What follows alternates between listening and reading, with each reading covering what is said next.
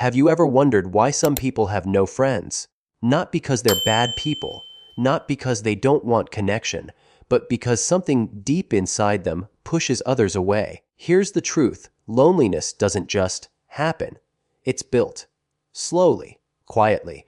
And if you don't understand how it works, you could end up there too, surrounded by people, yet completely alone.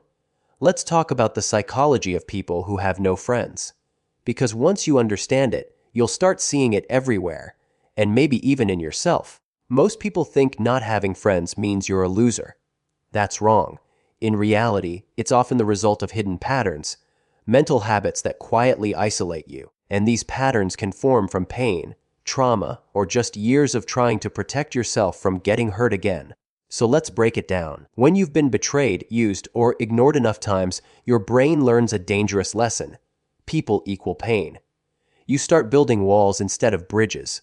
You stop opening up. You stop trusting. You tell yourself you're fine alone, that you don't need anyone. But deep down, you crave connection. You just don't want to risk the pain that comes with it. So you reject people before they can reject you. And slowly, that defense mechanism turns into a habit. The habit of isolation. If you've ever said, "I'm better off alone," ask yourself, are you protecting your peace or just protecting your wounds? Here's the thing: people who don't like themselves subconsciously assume others won't like them either. They walk into a room already feeling like they don't belong. They think every silence means judgment. Every short text means rejection. So they withdraw.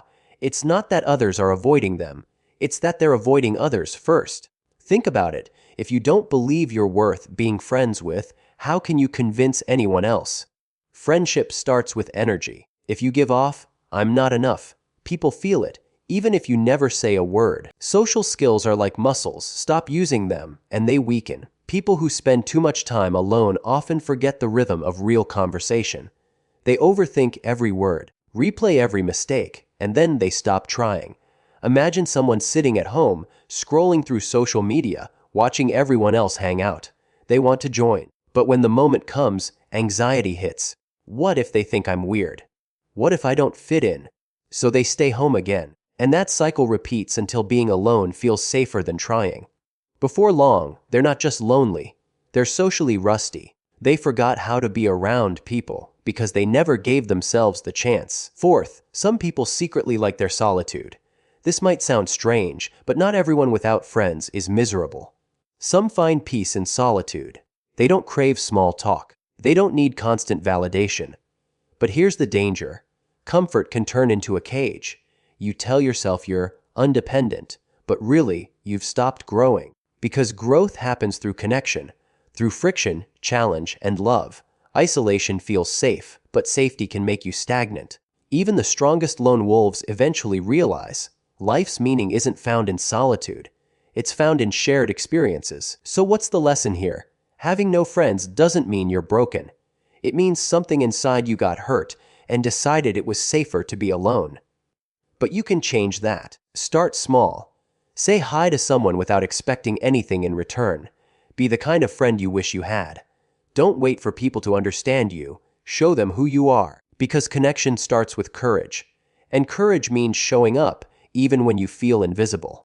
Here's the truth most people don't realize: you can't heal loneliness by hiding from it. You heal it by stepping into it, by facing that discomfort head on, by remembering that yes, people can hurt you, but they can also heal you. That's the risk worth taking. So if you've been walking through life alone, let today be the day you start rebuilding, not by chasing people, but by reconnecting with yourself first. Because once you like who you are, friendships will start to find you, naturally, effortlessly. Remember, being alone isn't shameful. But staying alone because of fear, that's a tragedy. Don't let fear steal the connections you deserve. If this hit home for you, take a moment. Ask yourself, which of these patterns do you see in your own life? Drop a comment and share your story. It might help someone else realize they're not alone in this. And if you're on a journey of self-growth and emotional mastery, hit that like button. Subscribe for more psychology-based videos like this one. Because together, we're learning how to understand ourselves and become unstoppable. See you in the next one.